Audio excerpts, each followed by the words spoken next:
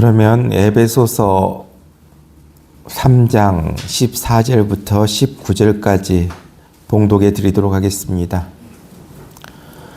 이러므로 내가 하늘과 땅에 있는 각 족속에게 이름을 주신 아버지 앞에 무릎을 꿇고 비노니 그의 영광의 풍성함을 따라 그의 성령으로 말미암아 너희 속사람을 능력으로 강건하게 하시오며 믿음으로 말미암아 그리스도께서 너희 마음에 계시게 하시옵고 너희가 사랑 가운데서 뿌리가 박히고 터가 굳어져서 능히 모든 성도와 함께 지식에 넘치는 그리스도의 사랑을 알고 그 너비와 길이와 높이와 깊이가 어떠함을 깨달아 하나님의 모든 충만하신 것으로 너희에게 충만하게 하시기를 구하노라.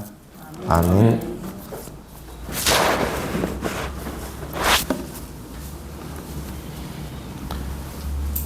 이제 며칠이 지나면 우리 명절인 설날이 우리에게 다가옵니다. 우리의 명절인 설날을 원단이라고 부릅니다. 왜 그렇습니까?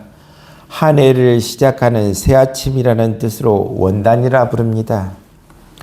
그렇다면 왜 설을 지냈고 왜 설을 명절로 지냈겠습니까? 바로 설날은 1년 농사가 잘 되게 해달라는 기원의 날이었습니다. 비가 알맞게 내려 농사를 잘 짓게 해달라는 그러한 기원을 했다는 것입니다. 그 다음에 우일이라는 날이 있는데 이 날은 농경용 말과 소가 건강하게 농사를 잘 짓게 해달라고 빌었습니다. 또 자일이라는 날이 있는데 쥐가 곡식을 망치지 않게 해달라고 기원했습니다. 그렇다면 설날의 신앙적 의미는 과연 무엇이겠습니까? 바로 설날은 생명을 주신 하나님께 감사하는 날로 지켜져야 합니다.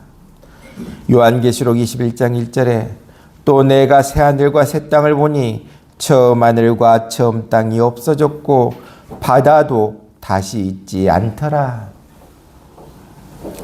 그렇습니다. 새롭게 생명을 주시고 새하늘과 새 땅을 주신 하나님께 감사와 찬양을 드리는 귀한 설날이 될 수 있기를 바랍니다. 그렇다면 우리가 새로운 생명을 부여받았습니다. 새로운 생명을 부여받은 사람은 어떤 삶을 살아야 되겠습니까? 새로운 삶을 살아야 된다는 것입니다.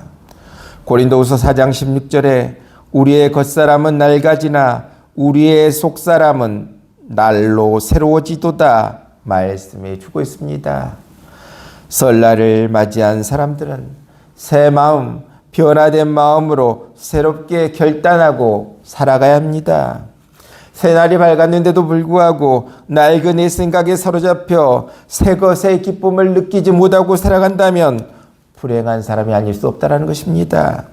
그렇습니다. 새 마음으로 변화된 마음으로 새롭게 살아갈 수 있는 귀한 우리 모두 될 수 있기를 바랍니다.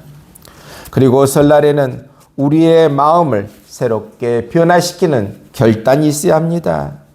에베소서 4장 22절로 24절에 너희는 유혹의 욕심을 따라 썩어져가는 구습을 따르는 옛사람을 벗어버리고 오직 너희의 심령이 새롭게 되어 하나님을 따라 의와 진리의 거룩함으로 지으심을 받은 새 사람을 입으라 말씀해 주고 있습니다.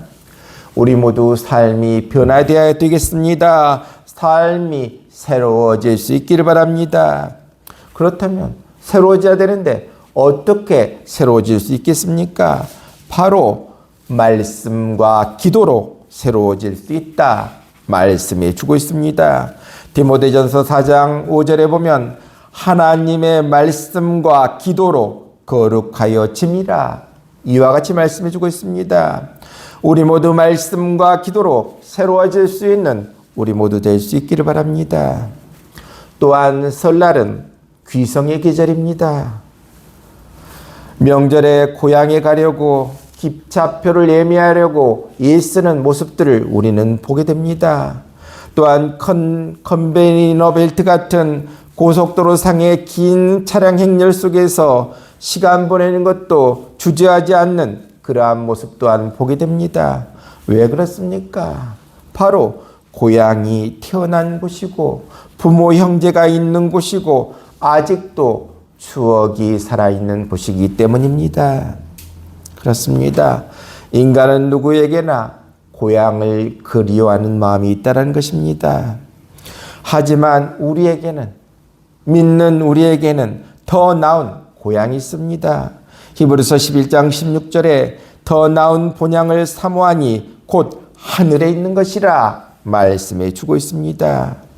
우리에게는 육의 고향이 있고 영의 고향이 있다. 육의 고향은 변하는 곳이고 시드는 곳이지만 영의 고향은 영원히 변치 않고 시들지 않는 곳이다. 그러기에 사도 베드로는 베드로전서 2장 11절에 우리를 거류민이요 나그네라 이와 같이 말하고 있습니다. 그렇습니다. 우리는 나그네 인생길을 살아가고 있습니다. 그러기에 반드시 우리의 고향 본향으로 돌아가야 할 운명의 사람들이라는 것입니다. 그렇습니다. 설은 고향을 찾아가는 계절입니다. 우리도 우리의 고향인 하늘나라 내 고향을 사모하며 준비하며 나아가는 귀한 우리 모두 될 수 있기를 바랍니다.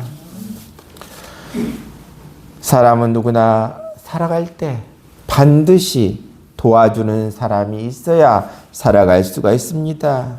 나 자신도 누구를 도와줌으로써 기쁨과 보람이 있는 사람다운 삶을 살아갈 수 있다는 것입니다. 우리는 함께 살아가는 삶 가운데 하루에도 수없이 많은 사람들을 만나게 됩니다. 얼굴만 대하는 사람, 손을 흔들어 만남을 표하는 사람, 악수를 나누며 만나는 사람, 머리를 맞대며 진지하게 마음을 터놓고 만나는 사람, 가정에서, 직장에서, 길거리에서 그리고 수없이 많은 사람을 만나고 악수를 하고 인사를 하고 대화를 나누고 때로는 함께 일하면서 많은 사람을 만나면서 우리는 살아갑니다. 사람이 이 세상에서 태어나면서 제일 처음 만난 사람이 누굽니까? 바로 아버지와 어머니입니다. 사람은 그 누구보다 부모님을 잘 만나는 것이 가장 중요합니다. 왜 그렇습니까? 부모님은 나의 일생을 인도해 주고 지켜주실 보호자이기 때문입니다. 다음으로 우리는 친구를 만납니다. 어릴 적 친구부터 학교에서 직장에서 친구를 만나고 또 여러 곳에서 친구를 만나기도 합니다. 좋은 친구를 만난다는 것은 그의 일생에 큰 도움이 됩니다. 삶에 큰 기쁨을 줍니다. 다윗이 사울왕의 칼날 속에서 살아날 수 있었던 것은 왕자였던 요나단을 친구로 만났기 때문이라는 것입니다. 그러기에 요한복음 15장 13절에 사람이 친구를 위하여 자기 목숨을 버리면 이보다 더 큰 사랑이 없나니 너희는 내가 명하는 대로 행하면 곧 나의 친구라 말씀해 주고 있습니다. 그렇습니다. 우리 모두 우리의 친구 되신 예수님을 우리 온 마음 다해 사랑하며 나아가는 귀한 우리 모두 될 수 있기를 바랍니다. 에베소서는 이 서신의 저자인 바울이 로마 감옥에 감금되어 있는 동안에 기록된 것이기 때문에 이 에베소서를 옥중서신이라 이와 같이 부릅니다. 오늘 우리가 살펴본 본문에는 투옥중인 바울이 에베소 교회를 사랑하고 염려한 나머지 하나님께 간절히 기도하는 모습이 나와 있습니다. 그는 로마 감옥에서 에베소 교회를 위해서 기도했습니다. 바울이 하나님께 간절히 매달려 기도했던 내용이 과연 무엇이겠습니까? 바로 에베소 교회의 성도들로 하여금 그리스도의 사랑을 깊이 깨닫고 체험하게 해 주시옵소서 이와 같은 기도라는 것입니다. 바로 이 기도는 사도 바울이 자신이 그 무엇보다도 받아 누리기를 원했던 기도였습니다. 그리고 다른 성도들도 함께 동참하고 누리기를 간절히 사모하던 최고의 영적 행복이라는 것입니다. 그리스도의 사랑을 깊이 깨닫고 체험하게 하여 주시옵소서. 그렇습니다. 인간에게는 근본적으로 여러 가지 갈증이 있습니다. 그 갈증 중에 하나가 바로 사랑의 갈증이라는 것입니다. 왜 인간이 근원적으로 사랑의 갈증을 가지고 있겠습니까? 그 대답은 바로 우리가 하나님의 형상을 닮았기 때문이라는 것입니다. 하나님은 사랑의 본체시기 때문에 하나님의 형상을 닮은 인간에게 사랑의 갈증이 있다는 것입니다. 인간이 그의 죄악으로 인하여 아무리 그 형상이 부패되었다 할지라도 인간의 근본적인 밑바닥에는 하나님을 닮은 형상의 흔적이 그대로 남아있기 때문에 사랑을 찾는 것입니다. 따라서 이 진정한 사랑에 만족을 얻지 못한 사람은 언제나 안정감을 누리지 못합니다. 방황하는 인생이 될 수밖에 없다는 것입니다. 진정한 사랑의 만족이 우리 안에 있어야 될 줄로 믿습니다. 인간의 비극이 어디서 옵니까? 대부분 사랑을 잃어버린 데서 온다는 것입니다. 참 사랑을 발견하지 못한 데서 비극이 옴을 우리는 알게 됩니다. 그러기에 사랑이란 인생을 흐뭇하게 하는 향기와 같다. 인생에서 사랑을 버린다면 삶은 살벌하고 허무하게 될 것입니다. 사람은 빵을 먹고 사는 동물이 아니라 사랑을 먹고 사는 영물입니다. 빵은 육체의 양식이고 사랑은 영혼의 양식이라는 것입니다.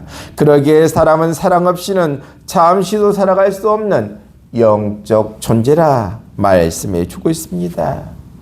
그러기에 사랑이란 따뜻한 관심으로 이해하는 것입니다. 사랑한다는 것은 그의 인격과 생명을 존중히 여기는 것입니다. 그러기에 내가 사랑할 사람도 없고 사랑해주는 사람도 없을 때 내 존재는 무의미하고 무가치하게 될 수밖에 없다는 것입니다. 그렇습니다. 산다는 것이 사랑입니다. 사랑하기 위해서 살고 사랑받기 위해 살아가야 합니다. 바로 사랑은 교회 생활의 기둥이고 인간 삶의 기초입니다. 서로 사랑하며 나아갈 수 있기를 바랍니다. 바로 사랑 안에 살아가는 삶이 하나님을 기쁘시게 하는 삶이다 말씀해 주고 있습니다. 요한일서 4장 10절에 사랑은 여기 있으니 우리가 하나님을 사랑한 것이 아니요 하나님이 우리를 사랑하사 우리 죄를 속하기 위하여 화목제로 그 아들을 보내셨음이라 말씀해 주고 있습니다. 사랑을 찾아 헤매는 인생들을 향해서 하나님이 초청하시는 장소가 있습니다. 그곳이 어딥니까? 바로 십자가라는 것입니다. 갈보리 산상이라는 것입니다. 바로 그 이유는 그곳에서 하나님의 사랑을 발견할 수 있기 때문입니다. 거기서 우리는 하나님이 우리를 먼저 사랑하셔서 자기 아들을 죗값으로 대신 희생시키시고 우리를 살려주신 진정한 사랑을 발견할 수 있다는 것입니다. 그러기에 우리는 진정한 사랑을 다른 곳에서는 찾을 수가 없습니다. 바울은 다메섹 도상에서 예수 그리스도를 만나고 나서부터 그의 인생은 획기적인 변화가 일어났습니다. 그는 예수 그리스도가 어떠한 분이라는 사실을 깨닫고 예수님의 사랑에 깊이 사로잡히게 됩니다. 그때까지 그의 손을 꽉 잡고 안 놓으려고 했던 세상적인 것을 예수를 발견하고 나서부터 주님 앞에 다 놓아버렸습니다. 예수님이 나의 모든 것입니다. 예수님이 나의 전부십니다. 그와 같은 고백을 하게 되었다는 것입니다. 바로 바울에게 있어서 예수의 사랑은 그의 생명력이었습니다. 그러기에 갈라디아서 2장 20절에 내가 그리스도와 함께 십자가에 못 박혔나니 그런즉 이제는 내가 사는 것이 아니요 오직 내 안에 그리스도께서 사시는 것이라. 이제 내가 육체 가운데 사는 것은 나를 사랑하사 나를 위하여 자기 자신을 버리신 하나님의 아들을 믿는 믿음 안에서 사는 것이라 고백하는 사도 바울의 모습을 보게 됩니다. 바로 바울이 그리스도의 사랑을 발견한 뒤부터 그 사랑의 힘이 얼마나 능력 있게 다가오는지, 그것이 그의 생명력이다 말씀해 주고 있습니다. 그의 생명을 유지하는 비결은 그리스도의 사랑이 그의 안에 있기 때문이다, 바울은 고백하고 있습니다. 로마서 8장 35절에 누가 우리를 그리스도의 사랑에서 끊으리요, 환난이나 공고나 박해나 기근이나 적신이나 위험이나 칼이랴. 예수 그리스도의 사랑은 얼마나 강한 것입니까? 그 사랑은 바울을 이 세상에서 가장 강한 사람으로 만든 것이 사랑이다. 바로 이와 같이 사랑의 힘은 크다, 위대하다 말씀해 주고 있습니다. 우리가 예수 믿는 것도 이와 같은 사랑을 찾는 데 있다는 것입니다.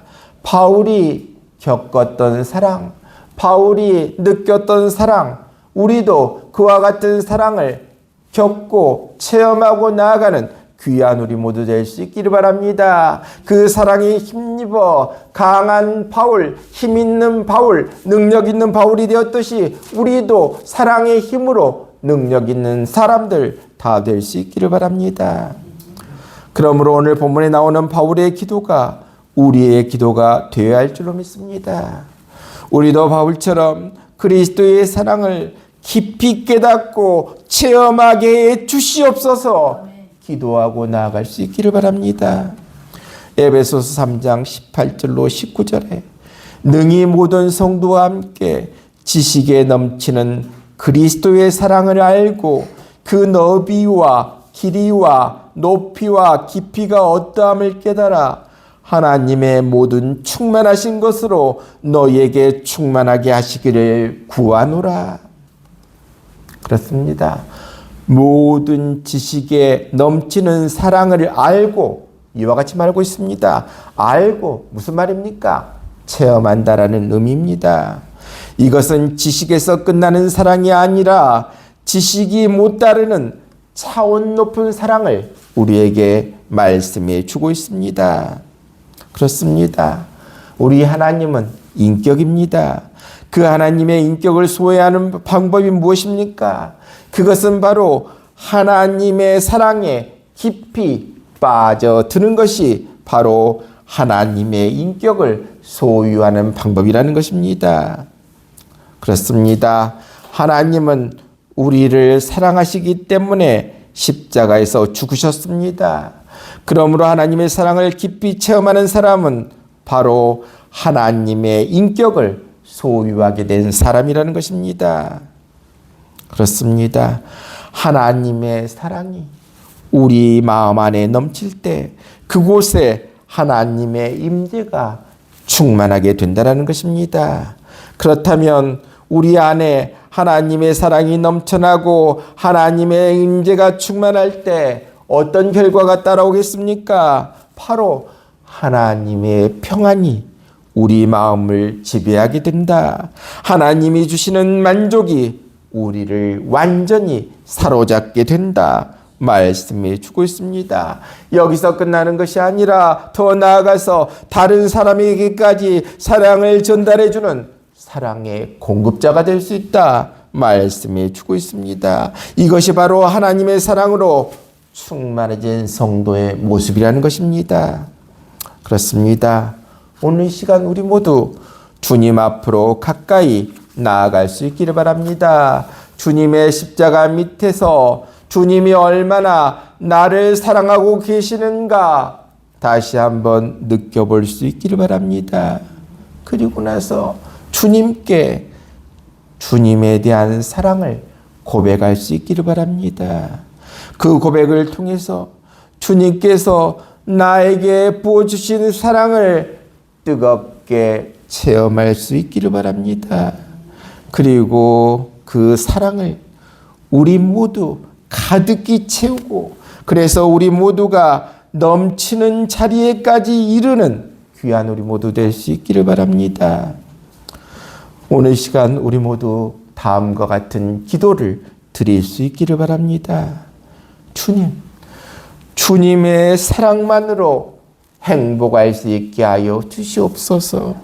주님의 사랑만으로 행복할 수 있게 하여 주시옵소서. 기도하며 나아가 우리 주님을 기쁘시게 할 수 있는 사랑의 사람들 다 될 수 있기를 바랍니다. 오늘 시간 우리 모두에게 말씀해 주고 있습니다. 설날은 생명을 주신 하나님께 감사하는 날로 지켜져야 한다. 바로 새롭게 생명을 주시고 새하늘과 새 땅을 주신 하나님께 감사와 찬양과 영광을 돌릴 수 있는 우리 모두 될 수 있기를 바랍니다. 그리고 우리가 새로운 생명을 부여받았으니 어떤 삶을 살아야 되겠습니까? 새로운 삶을 살아갈 수 있기를 바랍니다. 바로 말씀과 기도로 새로워질 수 있기를 바랍니다. 설날을 맞아 우리들도 하늘나라인 우리의 고향을 사모하며 준비하면서 나아가는 귀한 우리 모두 될 수 있기를 바랍니다. 그리고 오늘 바울이 고백한 것처럼 우리도 그리스도의 사랑을 깊이 깨닫고 체험하게 주시옵소서. 기도하며 나아가는 우리 모두 될 수 있기를 바랍니다. 오늘 우리 모두 하나님의 사랑이 우리 안에 넘쳐나서 우리 안에 하나님이 주시는 평안이, 하나님이 주시는 만족이 크게 넘쳐날 수 있는 귀한 우리 모두 다 되시기를 주님의 이름으로 간절히 축원합니다.